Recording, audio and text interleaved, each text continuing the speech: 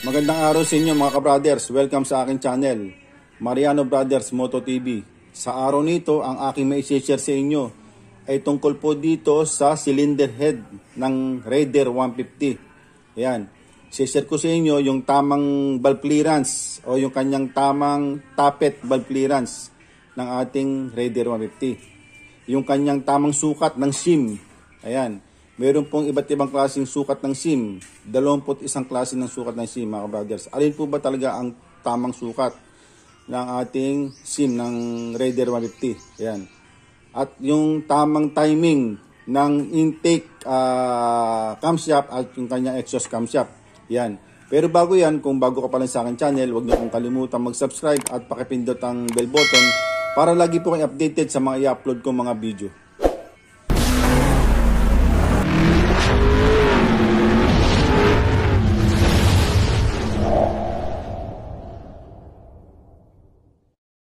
Simulan na po natin ang ating tutorial sa oras nito, mga brothers. Yung ating tutorial ngayon, yung may babahagi ko sa inyo, yung tamang sukat ng kanyang tappet clearance. Yung sukat po ng SIM at yung kanyang timing ng ating intake camshaft at yung kanyang exhaust camshaft. Ayan. Ngayon, tatandaan niyo po mga brothers, pagka magbabaklas po kayo ng cylinder head ng ating Raider 150, ang unang nyo pong gagawin, itatap dead center nyo po yung kanyang piston, mga brothers. Ang gagawin nyo po, dito po sa ating magneto cover, meron po siyang tornilyo rito. Tatanggalin nyo po ito. Tapos, at saka itong kanyang allen, tatanggalin nyo. Sa loob po ito, dito itong magneto. Palilitawin nyo po itong letter T, itong top nya. Ito, kung mapapansin nyo, meron siyang letter T. Palilitawin nyo yan dito sa may tornilyo ito, mga brothers. Yan. Ngayon, pag napalitaw nyo na dyan, yung kanyang letter T, yung kanyang top, mag-automatic yung kanyang camshaft, itong kanyang marking, yung guhit na yan, kailangan po yan pantay, mga brothers. Ayan. Kailangan pantay na pantayan, at saka itong kabila. Yan po ang marking ng intake ng camshaft, at saka itong exhaust camshaft. Ayan. Ngayon, ito, katulad tinanggal na natin yung cover. Ngayon, pag tinanggal nyo po itong kanyang camshaft holder, mapapansin nyo, yung number 3, kailangan po nakatapat po sa itaas yan. Ayan. Ayan po ang timing ng ating intake camshaft. Ito naman pong exhaust camshaft, yung tamang timing niya, yung number 2, nakatapat sa itaas. At yung linya, diretso. Ayan. Yan po ang tamang timing ng ating dalawang camshaft ng Raider 150. Ngayon, dito naman po tayo sa loob, babakasin natin itong kanyang camshaft holder, itong dalawa. Ayan. Ayan. Ngayon, pagka mag-a-adjust po kayo ng valve clearance, ang tama pong sukat ng valve clearance nitong ating intake, 0.10 ang kanyang tamang sukat. Ang katumbas po niyan, mga brothers, yung 0.10, ito. Yung kanyang 0.10 mm, ang kanyang katumbas 0.004 yung kanyang tappet valve clearance. Ayan, ganyan po ang tamang niyan, mga brothers. Ayan. 0.10 ang kanyang minimum, yung kanyang maximum 0.20. Ayan. Yan dalawang yan, mga brothers. Ngayon, baka makalimutan ko nga pala, pagka mag-a-adjust kayo ng tappet valve clearance, every 12,000 kilometers. Ayan, every 12,000 kilometers, magpapa-adjust po kayo ng valve clearance. Kailangan po yung kanyang intake 0.10 mm hanggang 0.20. Katumbas po nun 0.004 hanggang 0.008. Yan po yung intake tappet valve clearance. Tappet clearance, mga brothers. Pagdating naman po dito sa ating exhaust camshaft, yung kanyang valve clearance, ang kanyang sukat 0.20 mm hanggang 0.30 mm. Ang katumbas po nun 0.008 hanggang 0.0012.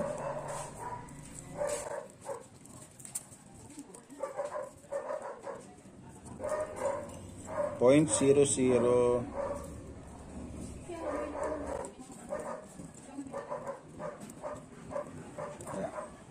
0.08 tapos ito, yan yung kanyang tappet clearance, mga ka-brothers, yung kanyang standard point yung kanyang tamang standard na sukat 0.20 hanggang 0.30. Katumbas po nun 0.008 hanggang 0.012. Yan po. Dito niyo po isusukat sa kanyang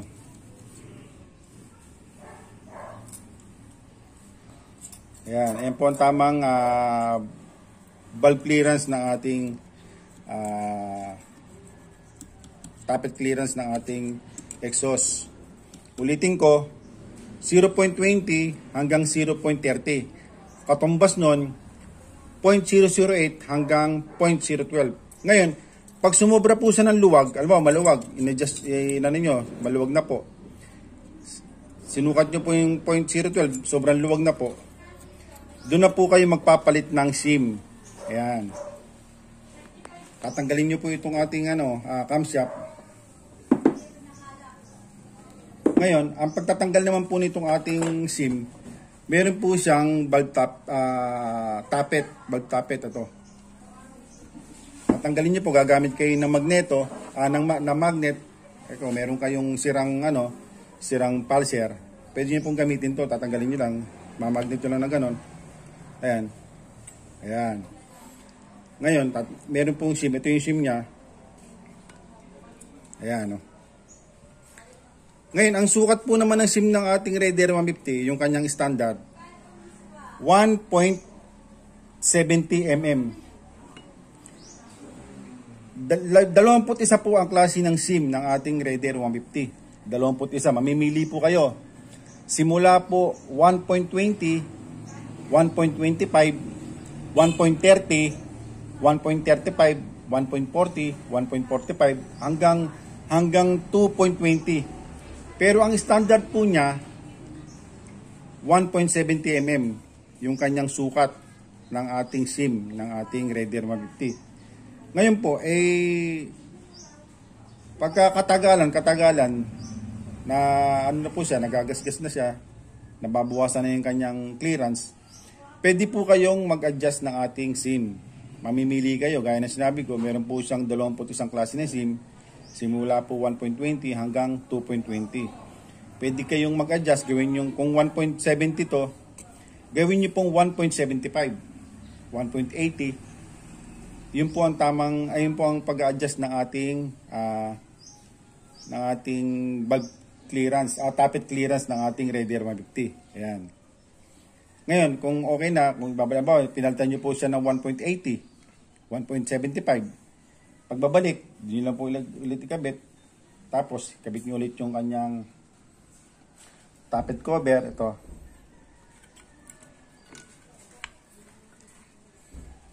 Ligyan nyo ulit yung camshaft. Ngayon, baka makalimutan ko, pagka tinanggal nyo po itong camshaft, maaaring malito kayo sa mga baguhan, tinanggal nyo itong camshaft. Yung kanyang exhaust camshaft, meron po siyang decompression, ito po. Lagi pong nasa exhaust itong ating decompression. Sa exhaust nyo po ilalagay. Kaya hindi pwede magkabaliktad yan. Ayan Hindi pwede magkabaliktad. Dito po siya sa exhaust yung kanyang decompression. Ayan. Pag binalik nyo ulit dyan, magta-timing kayo, lalagay nyo sa tamang sukat, itong number 3, tapos ilagay nyo yung arrow sa taas. Number 2 pala. Ayan, number 2, lagay sa taas. Ayan. Tapos at saka kayo mag-adjust, ano yung clearance. Standard niya 0.008 o 0.20. Yan. Dinan nyo lang to. Yan ang tama, okay lang, okay siya. Yan. Ganyan po ang tamang adjustment o paglalagay ng ating SIM at saka yung kanyang tamang valve clearance. Ngayon sa pagbabalik, huwag nyo kalimutan, ibalik nyo sa dati yung kanyang camshaft intake at saka camshaft exhaust.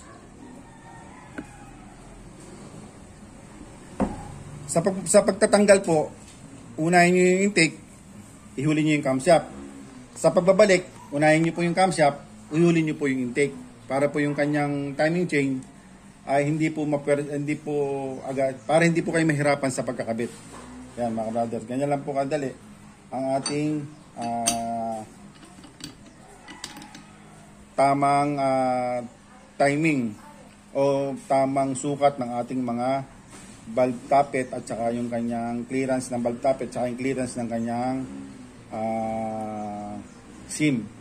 Ngayon, dito naman po sa sa camshaft dito sa kanyang camshaft bracket, meron po siyang marking, meron po siyang nakasuot exhaust dito po sa exhaust.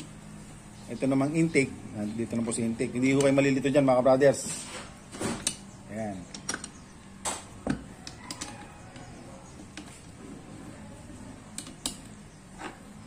Yeah, ito rin po meron siyang meron po siyang marking na letter E o X, EX o kaya E. Yan po yung kanyang bracket. Hindi ko ay malilito yan mga brothers. Ganyan lang yan. Yan, hanggang dyan lang po mga brothers. Sana po makatulong sa inyo ito ng malaki. Maraming po salamat muli sa inyo sa inyong pagsubaybay sa akin channel. Mabuhay po kayo mga brothers.